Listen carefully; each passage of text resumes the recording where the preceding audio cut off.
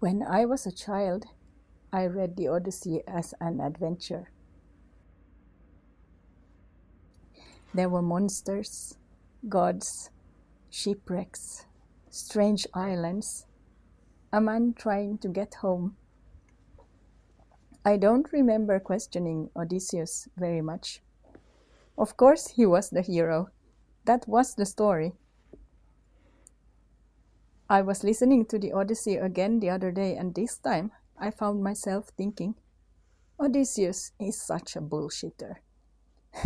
He's always going home. He's absolutely going home. Penelope, I am coming. Except the gods interfered. The wind changed. His men did something stupid. There was a Cyclops. There was Circe. There was Calypso. There were monsters and storms and curses and temptations. And somehow, 10 years later, Odysseus is still explaining why he isn't home. I don't mean this as literary criticism. There are much more complicated ways of reading the Odyssey. And some of the things that happen to Odysseus genuinely are outside his control. But I suddenly recognized the structure of the story. The person at the center of it remains the hero. Things keep happening to him. And because things keep happening to him, his own agency becomes strangely difficult to see. There is always another explanation. And I know this kind of story. I think most of us probably do. I did this because someone hurt me. I said that because I was angry. I stayed because I couldn't leave. I left because I couldn't stay. I behaved like that because of what happened before. I had no choice. And sometimes all of those things are true. That is what makes it complicated. The monsters can be real. The Cyclops does not have to be imaginary for Odysseus to also be making choices. Someone can hurt you. Someone can betray you. Someone can behave terribly. You can be caught in circumstances you didn't create. And you are still there, making choices, one after another. I think that is what struck me differently now. When I was young, I was interested in the monsters. Now I'm interested in the explanations. And I'm also much more interested in Penelope. Because Penelope has a very strange position in this story. Odysseus gets an Odyssey. Penelope waits. He gets islands and lovers and gods and mistakes and transformations and terrible decisions and clever decisions. He gets an entire epic explaining how he became the man who eventually returned to Ithaca. Penelope has to still be there when he arrives. That looks very different to me now, especially as a mother, because motherhood can have something of Penelope built into it. Other people are allowed journeys.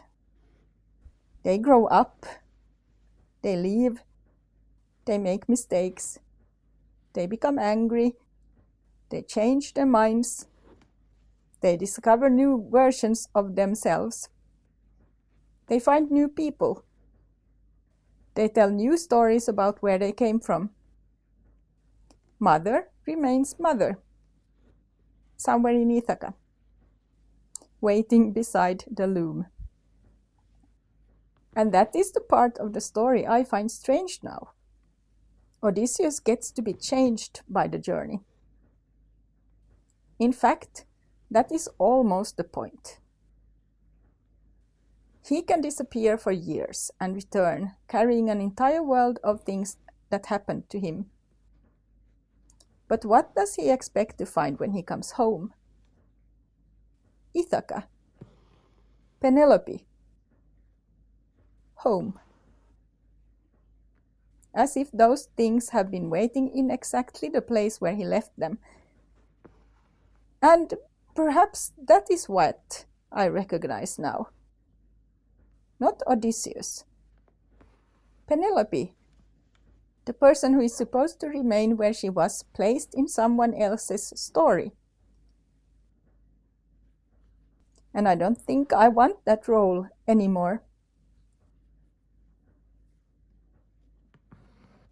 Recently I had a dream about this. It was something like a reverse Odyssey. There was a journey. Then there was a library. I was searching through things there. And eventually there were lotus plants. In the Odyssey, the lotus eaters are dangerous. Odysseus' men eat the lotus and forget about going home. They no longer want to continue the journey. Odysseus has to drag them back to the ships. As a child, that made perfect sense to me. Of course you must continue. Of course you must get home. Forgetting the quest is dangerous.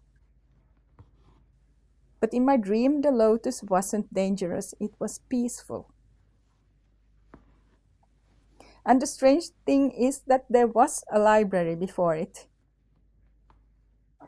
I kept thinking about that order. First the library, then the lotus.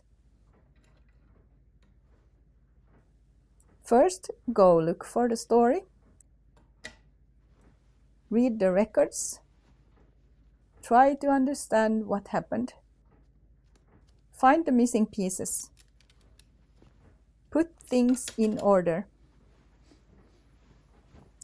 And then perhaps there comes a point when you don't need to keep sailing through it.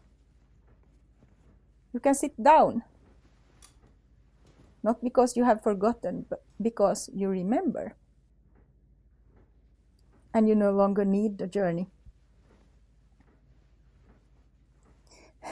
I had actually painted myself beneath lotus leaves before I had this dream. So apparently some part of me had already arrived there before I knew what I was doing.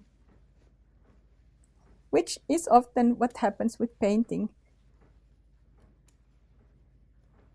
The hand gets there first. And maybe that is my reverse Odyssey. Not returning to Ithaca. Not defeating all the monsters. Not proving who was right. Not even finishing the story properly. Just getting off the boat. Because there is another thing I see differently now. Ithaca wasn't frozen while Odysseus was away. Penelope had a life. Telemachus grew up. People came into the house. Things changed. 20 years passed. Home is not a stage set waiting for the protagonist to return, and neither is a mother. Life continued here too. Things were lost here too. Things changed. There were ordinary mornings. There were winters. There was work. There were animals to feed. There were things to mend. There was stitching.